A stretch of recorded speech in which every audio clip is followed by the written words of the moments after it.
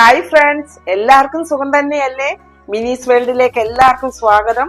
ഇപ്പൊ നൊയമ്പുകാലം ആയതുകൊണ്ട് നൊയമ്പിന് എല്ലാവർക്കും കഴിക്കാൻ പറ്റുന്ന ഒരു കറിയുടെ റെസിപ്പിയാണ് ഇന്ന് കാണാൻ പോകുന്നത്, പനീർ ബട്ടർ മസാല. അപ്പം നമുക്ക് റെസിപ്പിയിലേക്ക് പോവാം. കറിയിലേക്ക് ഞാൻ 500 ഗ്രാം പനീറാണ് ഉപയോഗിക്കുന്നത്. അതൊരു കട്ടയായിട്ടുള്ള പനീറായിരുന്നു. അത് ഞാൻ ചെറിയ പീസുകളായിട്ട് കട്ട് ചെയ്ത് വെച്ചേക്കുവാണ്. ഞുറുക്കിയ അതായത് കട്ട് ചെയ്ത് കിട്ടുന്ന പനീർ കൊണ്ട് നമുക്ക് പാക്കറ്റില് കട്ട് ചെയ്തും കിട്ടും. എങ്ങനെ വേണമെങ്കിലും നമുക്ക് കടയിൽ നിന്ന് വാങ്ങാം. ഞാൻ കട്ട് ചെയ്യാത്ത പനീറാണ് വാങ്ങിയത്. അത് ചെറിയ കഷ്ണങ്ങളായിട്ട് നുറുക്കിയെടുത്ത് വെച്ചിട്ടുണ്ട്. അതോടൊപ്പം മസാലയ്ക്ക് വേണ്ടി ഞാൻ 3 സവോള, ഒരുപാട് വലിപ്പമുള്ള സവോള അല്ലായിരുന്നു, ചെറിയ സവോളയായിരുന്നു. അതുകൊണ്ടാണ് 3 സവോള ഞാൻ ചെറുതായിട്ട് കട്ട് ചെയ്ത് വെച്ചിട്ടുണ്ട്. 2 തക്കാളി വേണം, 4 അല്ലി വെളുത്തുള്ളി, അത് 2ആയിട്ട് കട്ട് ചെയ്ത് വെച്ചേക്കുവാണ്. അതിന്റെ തൊലി കളഞ്ഞിട്ട് ചെറിയ കഷ്ണം ഇഞ്ചി, 3 പച്ചമുളക്, ഒരു പിടി കാഷ്യൂനട്ട്, അല്ലെങ്കിൽ 20 എണ്ണം നമ്പർ പറയുവാണെങ്കിൽ. ഇനിയും അതിനു വേണ്ടി ഇത് 25 ഗ്രാം വെച്ച് 2 പ്രാവശ്യമായിട്ട് നമുക്ക് ബട്ടർ ഉപയോഗിക്കണം.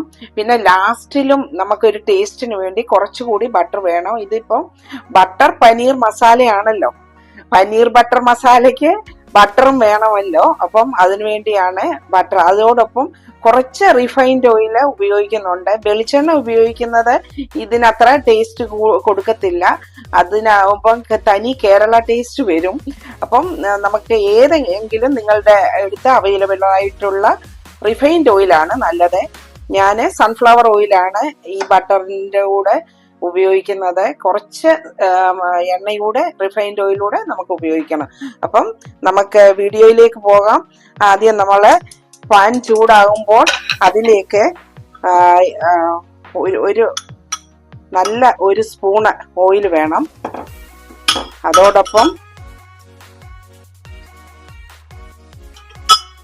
ഒരു 25 ഗ്രാമോളം ബട്ടർ, ഇതും കൂടെ, ഈ ബട്ടറും ഈ ഓയിലും കൂടെ മെൽറ്റ് ആയി കഴിയുമ്പോൾ അതിനകത്തേക്ക് 1/2 ടീസ്പൂണ് മഞ്ഞപ്പൊടിയും ഒരു 1/4 ടീസ്പൂണ് മുളക് പൊടിയും കൂടെ ഇതൊന്ന് ഈ ബട്ടറിനകത്ത് ഒന്ന് ചെറുതായിട്ടൊന്ന് അതിന്റെ പച്ചമണം മാറിക്കഴിയുമ്പോൾ നമ്മൾ അതിലേക്ക് ഈ പനീറിട്ട് ഒന്ന് ചെറുതായിട്ട്, ചെറിയ തീയിൽ വേണം ഇതൊന്ന് സോട്ട് ചെയ്തെടുക്കാന്.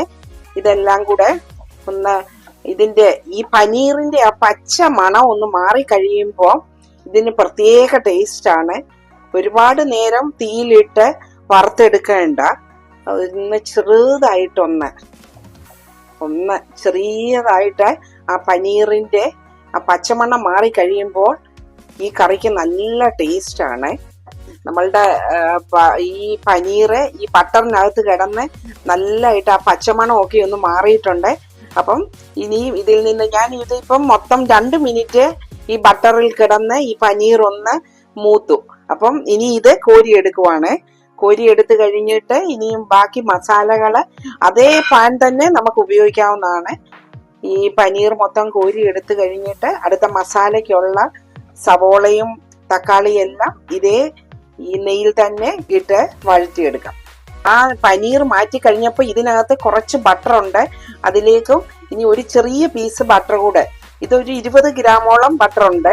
ഈ ബട്ടറിലേക്ക് ഒരു 2 ഗ്രാമ്പൂ, ഒരു ചെറിയ കഷ്ണം കറുവാപ്പട്ട, അത് ചെറുതായിട്ട് മുറിച്ചെടുത്തത്, 2 ഏലക്ക, ഒരു ചെറിയ ബേ ലീഫ്, ഇത്രയും ആ നെയ്ക്കകത്ത് ഒന്ന് ചെറുതായിട്ട് മൂത്ത് കഴിയുമ്പോൾ അതിലേക്കും നമ്മള് ഇനി അടുത്ത സാധനങ്ങൾ, ആ ചെറിയ കഷ്ണം ഇഞ്ചി ചെറുതായിട്ട് ഞുറുക്കിയത്, ഇത് വെളുത്തുള്ളി, അതുപോലെ ഈ സവോള, 3 സവോള, ചെറിയ സവോളയാണ്. വലിയ സവോളയായിരുന്നെങ്കിൽ 2 എണ്ണം മതിയായിരുന്നു.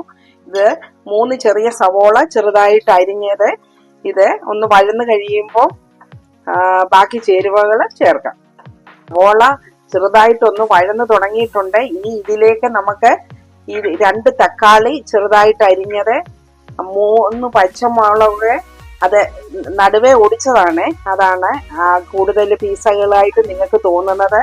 ഇതിനകത്തേക്ക് ഒരു പിടി കാഷ്യൂനട്ട്, അല്ലെങ്കിൽ ഞാൻ എണ്ണം പറയുവാണെങ്കിൽ 20 കാഷ്യൂനട്ട്.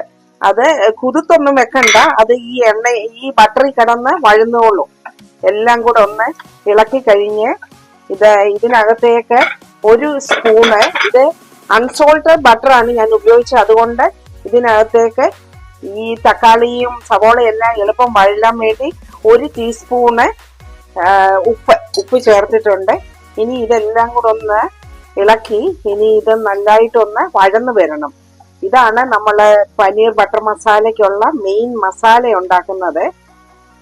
അപ്പം ഇനിയും ഇതൊന്ന് അടച്ചു വെക്കാം. ഒരു 5 മിനിറ്റോളം ഇത് അടച്ചു വെച്ചൊന്ന് ഇതെല്ലാം ഒന്ന് കുക്കാകണം, നല്ലതായിട്ട് സോഫ്റ്റ് ആകണം. സോഫ്റ്റ് ആയി കഴിഞ്ഞാണ് ഇത് അരച്ചെടുക്കുന്നത്. അപ്പോൾ ഇതൊന്ന് അടച്ചു വെക്കാം നമുക്ക്. അപ്പോൾ മസാലയ്ക്കുള്ള നമ്മുടെ തക്കാളിയും സവോളയും എല്ലാം നല്ലവണ്ണം വഴന്നിരിപ്പുണ്ട്. ഇനിയും ഇതൊന്ന് തീ ഓഫ് ചെയ്യാം. ഓഫ് ചെയ്ത് ഇത് തണുക്കുമ്പോൾ ഇനി ഇത് മിക്സിയുടെ ജാറിൽ ഇത് അരച്ചെടുക്കണം. അരച്ചെടുത്തിട്ട് നമ്മളത് വലിയ കണ്ണുള്ള അരിപ്പയ്ക്കകത്ത് അത് അരിച്ചെടുക്കണം. അരിച്ചെടുത്ത നല്ല തിക്ക് ആയിട്ടുള്ള ഗ്രേവി വേണം. പക്ഷെ ഇതിന്റെ ഈ പെസഡൊന്നും നമുക്ക് മാറ്റി കളയണം. അപ്പം ഇത് കാണാം. ഇതൊന്ന് തണുക്കട്ടെ. തണുക്കുമ്പോൾ മിക്സിയുടെ ജാറിലിട്ട് നമുക്ക് അരച്ചെടുക്കാം. അപ്പം ബ്ലെൻഡ് ചെയ്തെടുത്ത നമ്മുടെ മസാല ഈ വലിയ കണ്ണുള്ള അരിപ്പയില് ഒന്ന് അരിച്ചെടുക്കാമേ. അരിച്ചെടുത്ത് കഴിഞ്ഞ് നമുക്ക് കാണാം. അപ്പം നമ്മുടെ മസാലയെല്ലാം നമ്മൾ അരിപ്പയ്ക്കകത്ത് അരിച്ചെടുത്ത് നല്ല സ്മൂത്ത് മസാല കിട്ടിയിട്ടുണ്ട്. ഇത് അതിന്റെ വേസ്റ്റ് ആണ്. ഇത് മാറ്റാം. ഇതിലേക്ക് ചേർക്കത്തില്ല. ചൂടായ പാനിലേക്ക് 1 സ്പൂണ് ഓയിൽ ഒഴിച്ച്, അതും റിഫൈൻഡ് ഓയിലാണ് ചേർക്കുന്നത്. ഞാൻ സൺഫ്ലവർ ഓയിലാണ് ഒഴിച്ചത്. കുരുകുരാന്ന് അരിഞ്ഞെടുത്ത അരമുറി സവോള ഒന്ന് വഴറ്റിയെടുക്കണം. ഇനിയും ഉള്ള മസാല ചേർക്കേണ്ടത്, ഈ സവോളയൊന്ന് നല്ലവണ്ണം മൂത്ത് വന്നു. ഇനിയും ഇതിനകത്തേക്ക് 1/2 സ്പൂണൂടെ മഞ്ഞപ്പൊടി, 1 സ്പൂണ് ടീസ്പൂണാണ് Kashmiri chilli powder, 1 teaspoon pepper powder, കുരുമുളക് പൊടിച്ചത്, 1 സ്പൂണ് ചെറിയ ജീരകം പൊടിച്ചത്, 1 സ്പൂണ്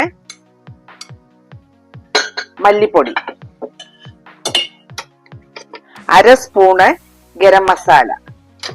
ഇതെല്ലാം കൂടെ നല്ലവണ്ണം ഈ എണ്ണയിലൊന്ന് മൂത്തെടുത്ത് കഴിയുമ്പോൾ ഇതിലേക്ക് നമ്മൾ ബ്ലെൻഡ് ചെയ്ത് വെച്ച മസാല ചേർത്ത് അതിൻ്റെ പച്ചമണം ഒന്ന് മാറുന്നത് വരെ ഒന്ന് വഴറ്റിയെടുക്കണം. ഈ മസാലയൊക്കെ നല്ല മൂത്ത മണം വരുന്നുണ്ട്. ചെറിയ ജീരകം ചേർത്തപ്പം തന്നെ നല്ല മണം വരുന്നുണ്ട്. ഇനിയും ഈ ബ്ലെൻഡ് ചെയ്ത മസാല ഇനി ഒന്ന് മൂത്തെടുക്കണം.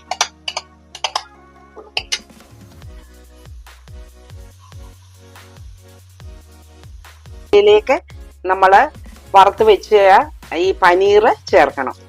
ഈ പനീർ ഇതിലുള്ള ആ ഓയിലും ആ ബട്ടറാണ് ആദ്യം നമ്മള് ആ പനീർ വറക്കാൻ ചേർത്ത് ഇതെല്ലാം കൂടെ ഒന്ന് നല്ലവണ്ണം, ഇപ്പം തന്നെ നല്ല മണം വരുന്നുണ്ട്.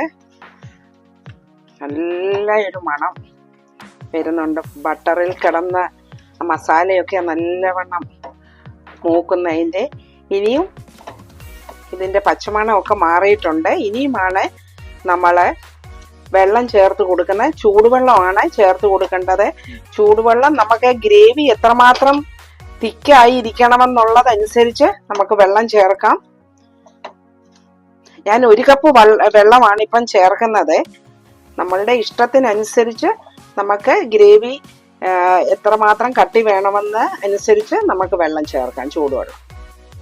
എനിക്ക് ഈ പനീർ ബട്ടർ മസാല ഒരുപാട് ലൂസായിട്ടിരിക്കുന്ന ഇഷ്ടമല്ല, എന്നാൽ ഒരുപാട് തിക്കായിട്ടുള്ളതും നല്ലതല്ല. ഈ ഒരു കൺസിസ്റ്റൻസിയാണ് എനിക്ക് വേണ്ടിയത്. ഇത് ഇത്രയും ഇത് അയഞ്ഞിരുന്നാൽ മതി. ഇത് നല്ല ഇപ്പൊ ഞാന് ഇതിന്റെ ഉപ്പൊക്കെ നോക്കി. ഇപ്പൊ ഉപ്പ് നോക്കിയപ്പം ആദ്യം നമ്മള് സവാള വഴറ്റിയപ്പം ചേർത്ത ആ 1 സ്പൂൺ ഉപ്പ് മാത്രമേ ചേർത്തിട്ടുള്ളൂ. അതുകൊണ്ട് ഒരു 1/2 സ്പൂൺ ഉപ്പ് കൂടെ ആവശ്യമുണ്ട്. കുറച്ച് ഉപ്പിന്റെ കുറവുണ്ട്. അപ്പൊ ഞാനൊരു 1/2 സ്പൂൺ ഉപ്പ് കൂടി ഇപ്പം ചേർത്ത് കൊടുത്തിട്ടുണ്ട്. ഇനിയുമാണ് ഇതിന് വേണ്ടിയ ഒരു പ്രത്യേക ഏറ്റവും ഈ പനീർ ബട്ടർ മസാലയുടെ രുചി കൂട്ടുന്ന 2 ഇൻഗ്രീഡിയന്റ് ഇപ്പം ചേർക്കാൻ പോവാണ്. അതിലൊന്നാണ് ഇതിനകത്ത് പലരും ഷുഗർ ചേർക്കാറുണ്ട്. ഷുഗർ ഇഷ്ടമുള്ളവർ ചേർക്കാം. ഞാൻ ഷുഗറിന് പകരം കുറച്ച് ടൊമാറ്റോ കെച്ചപ്പാണ് ചേർക്കുന്നത്. ടൊമാറ്റോ കെച്ചപ്പും അതുപോലെ ഫ്രഷ് ക്രീം വേണം. ഫ്രഷ് ക്രീം ഒരു ചെറിയ കപ്പിന് ഒരു 1/2 കപ്പ് ഫ്രഷ് ക്രീം ഞാൻ ചേർത്തു. ഈ ഫ്രഷ് ക്രീം ചേർത്താലേ ഈ പനീർ ബട്ടർ മസാലയ്ക്ക് നല്ല ടേസ്റ്റ് കൊടുക്കത്തുള്ളൂ. ഇപ്പം തന്നെ ഈ കറി കണ്ടിട്ട് വായിക്കൂടെ വെള്ളം വരുന്നുണ്ട് കഴിക്കാൻ വേണ്ടി.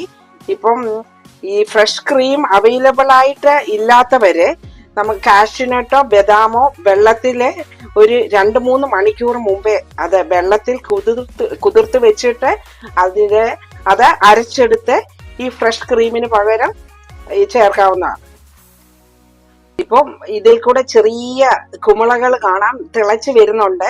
ഒരുപാടിട്ട് തിളപ്പിക്കല്ലേ. ഈ ഫ്രഷ് ക്രീം ചേർത്ത് കഴിഞ്ഞ് ഇനിയും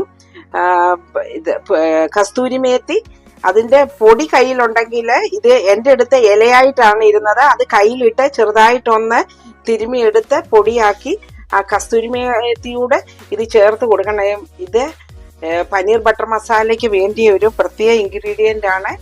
അതോടൊപ്പം ലാസ്റ്റ് പനീർ ബട്ടർ മസാല എന്നാണല്ലോ പറയുന്നത്. അതുകൊണ്ട് ഒരു ചെറിയ കഷ്ണം ബട്ടറൂടെ ഇതിലേക്ക് ചേർത്തു. അപ്പോൾ ഈ ബട്ടർ ഇതിൽ കിടന്ന് മെൽറ്റായി. ഇതെല്ലാം കൂടെ നല്ല ടേസ്റ്റ് ആയിരിക്കും ഇനി ഈ കറിക്ക്. ഇനിയും ഇത് ഡിഷിലേക്ക് പകർന്നിട്ട് ഞാൻ ഇതിന്റെ ഫൈനൽ സ്റ്റേജ് കാണിക്കാം. അപ്പം നമുക്ക് ഗാർണിഷിങ്ങിന് വേണ്ടി കുറച്ച് ഫ്രഷ് ക്രീം ഇങ്ങനെ ഒന്ന് കറിക്കൊരു ഭംഗി കൂട്ടാൻ വേണ്ടി കുറച്ച് ക്രീം ഒഴിച്ച് കുറച്ച് മല്ലിയില ചെറുതായിട്ട് അരിഞ്ഞെടുത്തതും കൂടി ഇങ്ങനെ ഒന്ന് തൂകി കൊടുക്കാം. ഇതാണ് ഫൈനൽ സ്റ്റേജ്. നമ്മുടെ പനീർ ബട്ടർ മസാലയുടെ ഉണ്ടാക്കിയ പനീർ ബട്ടർ മസാല നിങ്ങളെ ഒന്ന് ടേസ്റ്റ് ചെയ്ത് കാണിക്കാം.